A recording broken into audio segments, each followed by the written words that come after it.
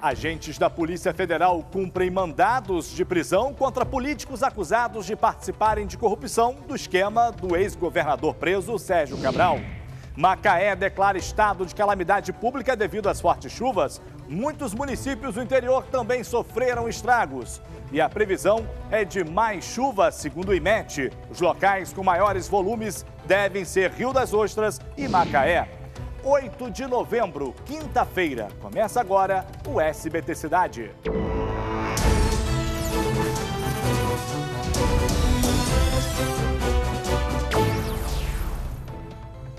Olá, muito boa noite, seja muito bem-vindo ao nosso jornal. A gente vai até esbarrar no seu SBT Brasil com os principais assuntos que marcaram todo o interior do estado, a Baixada e o Rio de Janeiro.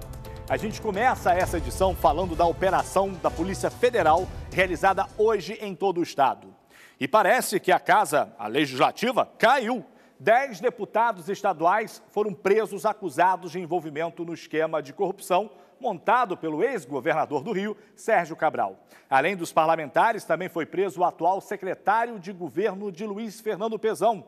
A Polícia Federal cumpriu mandados de busca e apreensão no Palácio Guanabara e dentro da Alerj. Vamos acompanhar na reportagem do Fábio Barreto. Veja.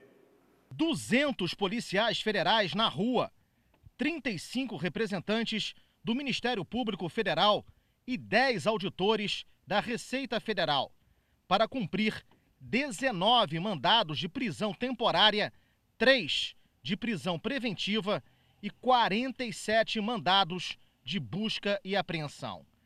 A mobilização diante da operação batizada de Furna de Onça revela o tamanho de um esquema de corrupção que teve como cenário a Assembleia Legislativa do Estado do Rio de Janeiro, em benefício da quadrilha chefiada pelo ex-governador e presidiário Sérgio Cabral. Representantes do povo envolvidos em compras de votos, loteamento de cargos destinados aos seus pares. Uma investigação que também levou a polícia para o Palácio Guanabara, sede do governo estadual. Hoje, Luiz Fernando Pezão viu a polícia de perto. André Correia, do DEM. Coronel Jairo, Solidariedade. Luiz Martins, PDT. Chiquinho da Mangueira, PSC. Marcelo Simão, PP. Marcos Abraão, Avante. Marcos Vinícius Vasconcelos Ferreira, Unescal, do PTB. Todos os 7 foram presos hoje. Os outros 3 deputados, que completam esta lista de 10 parlamentares com mandados de prisão, já estavam na cadeia, o que agrava ainda mais a pena de cada um deles. Jorge Pisciani, ex-presidente da Alerj, Edson Albertassi e Paulo Melo. Além dos deputados estaduais que conheceram a justiça, há outros nomes de muita importância e influência no ambiente administrativo e político do Estado, como Afonso Monerá, secretário de governo do atual governador Luiz Fernando Pezão. Ele também foi preso, acusado de participar do esquema de propina para patrocinar interesses do grupo criminoso enraizado na Alerj. Na Casa Legislativa, o deputado agora preso André Correia, do DEM, era cotado para assumir a presidência na próxima legislatura. André Correia foi por 2 vezes secretário estadual de Meio Ambiente. Já Chiquinho da Mangueira, do PSC, também levado para a Superintendência da Polícia Federal, é, curiosamente, corregedor da Assembleia Legislativa. 1 ano depois da Operação Cadeia Velha, desdobramento da Lava Jato, que começou prendendo Jorge Pisciani e seus aliados, as prisões de agora, que dão continuidade a esse processo, foram feitas sem nenhum artifício de dúvida por parte da Justiça. Em decisão histórica e unânime, 5 desembargadores do Tribunal Regional Federal, o TRF2, assinaram convictos os 22 mandados de prisão. O único a não assinar dos 6 integrantes do tribunal estava em licença médica. Esta foto, divulgada pela Polícia Federal com os agentes sentados à mesa, contando uma grande quantidade de dinheiro, foi tirada na casa do assessor parlamentar do deputado André Correia. O assessor também foi preso. Já esta outra foto, também divulgada pela PF, mostra uma outra grande quantidade de dinheiro e relógios apreendidos dentro de um apartamento que fica no bairro de Laranjeiras, na Zona Sul. Se gritar, pega ladrão, não fica um, meu irmão. Lembra dessa música, né? Meu amigo, essa música nunca foi tão atual, né? A gente vai continuar falando dessas prisões, porque teve parlamentar preso também no interior do Rio, tá? Daqui a pouquinho, fique ligado. Intervalo, já tem outras notícias, continue no seu SBT Cidade. A gente volta do intervalo agora. Vamos continuar falando da operação da Polícia Federal para prender suspeitos de participarem do esquema de corrupção de Cabral. No interior do estado, os agentes cumpriram mandados em pelo menos 5 municípios. Nós vamos ver como foram as ações em Petrópolis e em Três Rios. Quem conta é o Carlos Miranda. Veja só. Em Petrópolis, a Operação Furna da Onça começou cedo. Logo que o dia amanheceu, carros da Polícia Federal e do Ministério Público já circulavam a cidade para cumprir mandados de prisão e busca e apreensão. Aqui foi o primeiro alvo, onde os policiais entraram por volta das 6h30 da manhã. Aqui neste condomínio do bairro Retiro, em Petrópolis, a Polícia Federal e o Ministério Público permaneceram por mais de 3 horas. De acordo com um morador que conversou comigo, aqui seria o endereço do deputado estadual Marcos Vinícius Nescau. Marcos Vinícius foi preso e saiu no carro da Polícia Federal. Mais tarde, a operação esteve no gabinete do deputado, que funciona neste prédio do centro da cidade. Ele é acusado de receber propina para atender os interesses de uma organização criminosa que atuava na Alerj. Outro alvo da operação foi o recém-eleito deputado federal Vinícius Fará, que teve a prisão decretada. A polícia esteve na cidade de Três Rios, onde também buscava cumprir mandados de prisão e busca e apreensão contra Leonardo Jacó, atual presidente do Detran. De acordo com as investigações, o Departamento de Trânsito era usado politicamente pelos envolvidos. Vinícius Fará teria utilizado inclusive veículos do Detran para transportar pessoas para o lançamento da campanha dele a deputado federal na cidade de Três Rios. Meu amigo, olha, deputados e políticos de Saquarema e Rio Bonito também amanheceram com a Polícia Federal batendo na porta. O Fabiano Martinez mostra pra gente como foi nessas cidades. As viaturas da Polícia e Receita Federal chegaram à casa do deputado estadual Marcos Abraão, em Rio Bonito, pouco depois das 6 da manhã. A ação foi acompanhada por um procurador do Ministério Público Federal. Os agentes fizeram buscas na residência e também em carros do político. Os agentes passaram quase 3 horas na casa do deputado estadual Marcos Abraão. Nesse momento, eles vão saindo com o deputado preso. Marcos Abraão vai ser levado para a sede da Polícia Federal, no centro do Rio. Deputado, você sabe por quê? Eu acho que é por causa da delação do menino lá, mas tudo vai ser esclarecido. Não tem preocupação, não. Ainda foi cumprido um mandado de busca e apreensão nesta empresa do deputado. O político do Avante está no 4º mandato. Foi reeleito com pouco mais de 24 mil votos e controla pelo menos 4 postos do Detran no interior do estado. Fechando a operação pelo estado, também teve movimentação em Saquarema, na casa do deputado estadual Paulo Melo, preso desde o ano passado. Como ninguém atendeu, os policiais chegaram a pular o muro, sendo recebidos em seguida pela mulher de Melo, que acordou com a movimentação. Foram apreendidos documentos, uma agenda com anotações, HD de computadores e 2 celulares. Muitos desses parlamentares têm filhos, têm família, e nem isso provoca nenhum tipo de intimidação na hora de cometer esses crimes, né? Imagina uma criança, um adolescente passando por essa situação em casa, eles não se envergonham. O negócio é roubar, enfiar a mão na grana, no dinheiro público e que se dane o resto. E a cidade de Macaé decretou estado de calamidade. Até o fechamento dessa edição, pelo menos 4 famílias estavam desalojadas. Parte da ponte do Trapiche, que fica na região serrana de Macaé, cedeu e a água inundou a barragem do Frade. O prefeito hoje pediu para que a população evitasse sair de casa. A Beatriz Pires conta pra gente, veja só. Macaé amanheceu completamente inundada. Com trânsito interditado, ruas alagadas e casas sendo destruídas pela chuva, os moradores acordaram desesperados e viveram momentos de pânico durante toda a madrugada. Começou a alagar, tem mais ou menos que às 3, 3h30 da manhã, aí não parou, a água subiu direto, essa coisa horrível aí, né? Segundo a Defesa Civil, em menos de 24 horas choveu mais do que o esperado para o mês inteiro.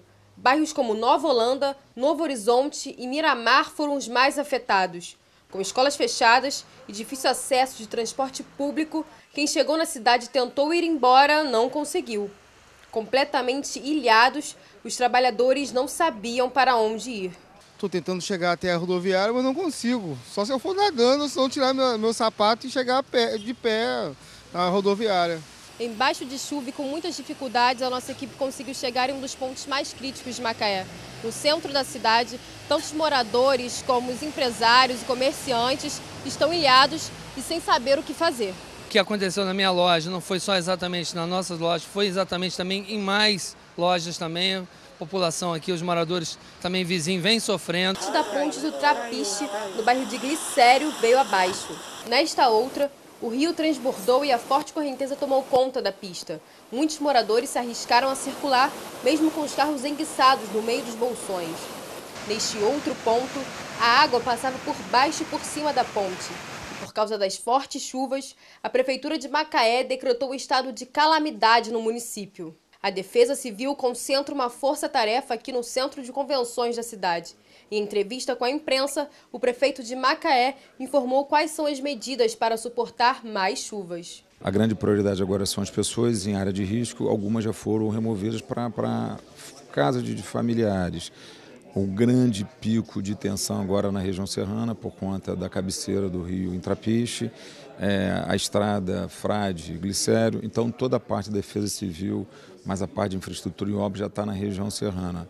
O município de Rio das Ostras também enfrentou transtornos. As ruas dos bairros Nova Cidade, Cidade Praiana, Recanto e Palmital também estavam debaixo d'água.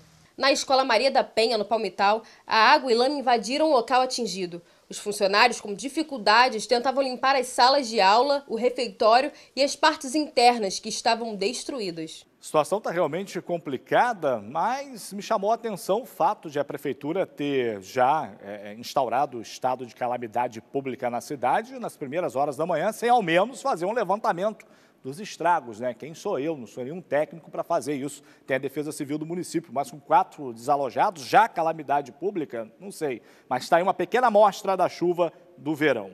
A forte chuva que abateu todo o estado também provocou estragos em muitos outros municípios e também em Petrópolis. No bairro Atílio Marote, uma rua caiu e deixou os moradores de lá sem transporte público.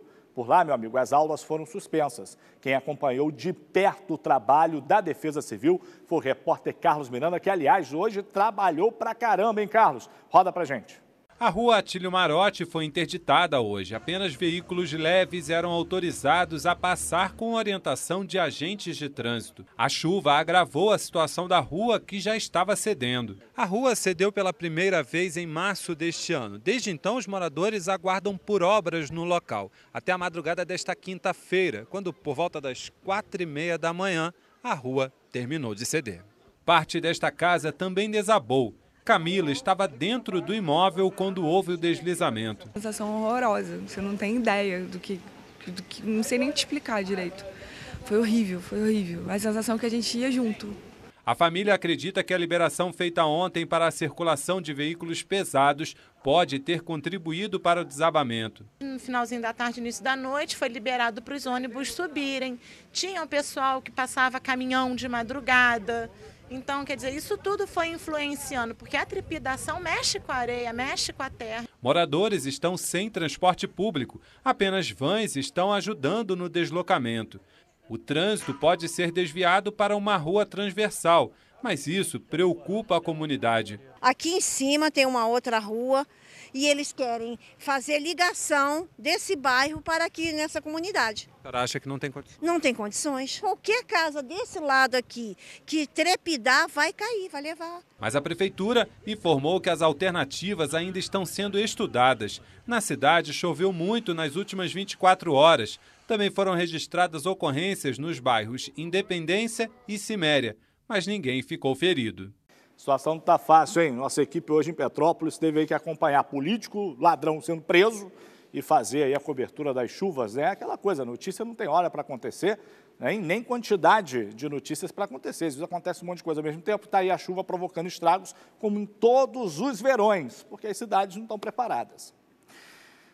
O dia hoje foi de chuva intensa, como a gente está acompanhando em quase todo o estado, então a gente vai para a redação falar com a Tassiana Ferrante para saber os detalhes. Vamos para essa câmera aqui, vamos saber qual é a previsão para todo o Rio de Janeiro durante essa madrugada e na sexta-feira. Boa noite, Tassi. E aí, a chuva vai dar algum refresco, né? Alguma trégua?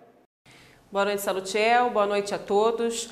Salu, parece que a chuva não vai dar trégua, não. Aqui na região serrana, cidades como Santa Maria Madalena e Teresópolis, por exemplo, há previsão ainda de chuva fraca amanhã. Já em Macaé, onde a situação já está crítica e foi inclusive declarado estado de calamidade pública, ainda tem possibilidade de temporal, assim como em Rio das Ostras e no Rio de Janeiro. Já no fim de semana, as temperaturas voltam a aumentar e os ventos retornam ao setor norte. Ainda pode ocorrer o registro de pancadas de chuva e trovoadas na maior parte do estado, mas isso deve acontecer com mais intensidade no norte. Salu.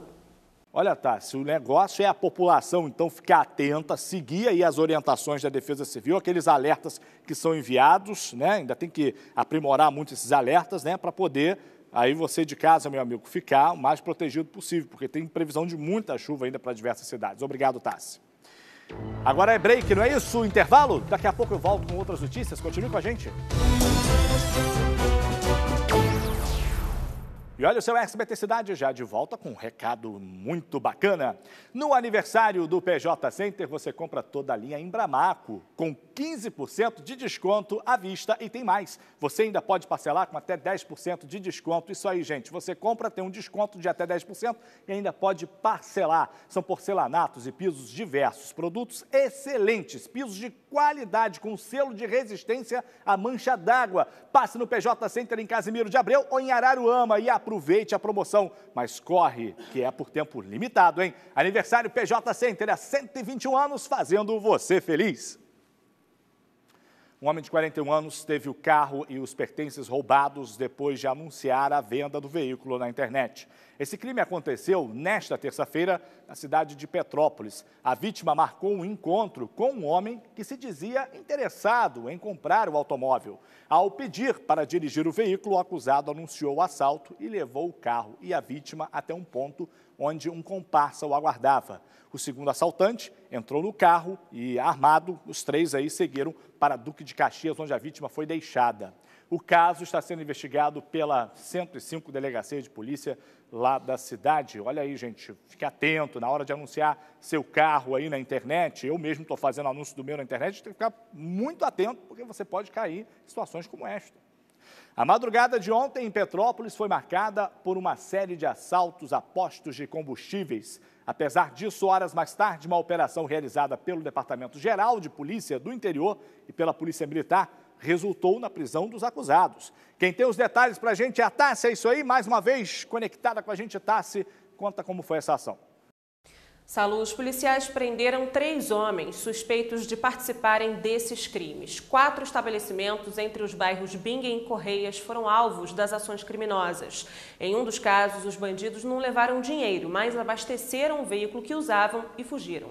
Um dos carros usados pelos acusados, um Honda modelo HR-V, foi recuperado pela polícia ontem ainda. O veículo era justamente o carro da idosa de 79 anos roubada e agredida nesta segunda-feira, quando saía de uma padaria no centro da cidade. A princípio, 2 quadrilhas seriam as responsáveis pela série de ataques, mas a polícia também não descarta a hipótese de apenas um bando ter agido nesses crimes. Os suspeitos foram presos no bairro Ciméria, no Independência e na Serrinha. A quadrilha também é suspeita pelo roubo de um veículo no bairro Ciméria no mês passado e por um assalto a um pedestre no Valparaíso. Salutiel. Essa jogada, né, Tassi? A bandidagem está de um lado, a polícia está do outro. No meio disso tudo, está o cidadão de bem. Ainda bem que teve gente presa. Valeu, Tassi, obrigado pelas informações. 15 pessoas ficaram feridas em um acidente envolvendo caminhões do Exército em São Gonçalo do Rio. Entre as vítimas estão 12 militares. O acidente envolveu 3 veículos, 2 blindados e uma viatura de transporte. 2 pessoas continuam internadas, mas não correm o risco de morrer. De acordo com a perícia feita pelo Exército, houve falha mecânica. Um inquérito foi instaurado para esclarecer aí as circunstâncias do acidente. Agora eu faço o quê? Vou embora, né? Porque vem aí o SBT Brasil, tá cheio de informações do nosso país e do mundo. A gente volta a se falar nesta sexta-feira. Fique com a gente, até lá!